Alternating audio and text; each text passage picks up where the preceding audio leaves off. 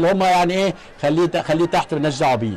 يبقى هيفضل 27 نقطة الألمنيوم بالهدف بتاع أسامة حسني اللي بيعود بيه مرة أخرى بقوة في هذا اللقاء. وترقيصة شفت الوقعة دي. المهم تروح الكورة وتصويبة وهدف. يا خبر أبيض على رأي الكيلاني.